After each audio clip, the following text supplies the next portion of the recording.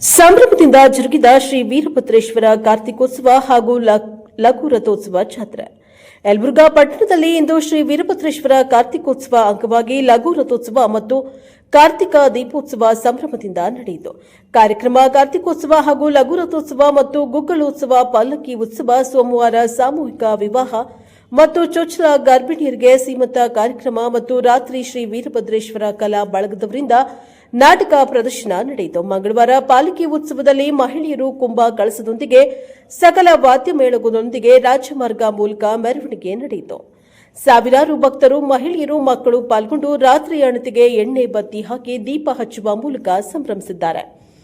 ಈ ಸಂದರ್ಭದಲ್ಲಿ ದೇವಸ್ಥಾನ ಕಮಿಟಿಯ ಅಧ್ಯಕ್ಷರಾದ ಸಂಗಪ್ಪ ತೆಂಗಿನಕಾಯಿ ಅವರು ಮಾತನಾಡಿ, ಕಾರ್ಯಕ್ರಮದಲ್ಲಿ ಭಾಗಿಯಾಗಿ ಕಾರ್ಯಕ್ರಮ ಯಶಸ್ವಿಗೊಳಿಸಿದ ಕಮಿಟಿ ವತಿಯಿಂದ ಅಭಿನಂದನೆಗಳನ್ನು ತಿಳಿಸಿದ್ದಾರೆ ಮತ್ತು ಕಮಿಟಿ ಪದಾಧಿಕಾರಿಗಳಾದ ಶರಣಯ್ಯ ಸಾಲಿಮಠ, ಮುದುಕಪ್ಪ ಸಜ್ಜನ್, ಶಿವಪ್ಪ ಶಾಸ್ತ್ರಿ, ಸುಕುಮಾರ ಸರಗಣಾಚಾರಿ ಹಾಗೂ ಮಹಿಳಾ ಸಮಿತಿ ಅಧ್ಯಕ್ಷರಾದ ಗಿರಿಜಮ್ಮ ಬಸಪ್ಪ ಗೌಡರು, ಉಪಾಧ್ಯಕ್ಷರು ರೇಖಾ ಎನ್ ಗೌಡರು ಹಾಗೂ ಸರ್ವ ಸದಸ್ಯರು, ಗುರು ಹಿರಿಯರು, ಮುಖಂಡರು, ಸರ್ವ ಭಕ್ತರು ಭಾಗವಹಿಸಿದ್ದರು. ಬ್ಯೂರೋ ರಿಪೋರ್ಟ್ ಸಿಆದಿ, ಪ್ರಜಾಪವರ್ ನ್ಯೂಸ್, ಯಲಬುರ್ಗಾ.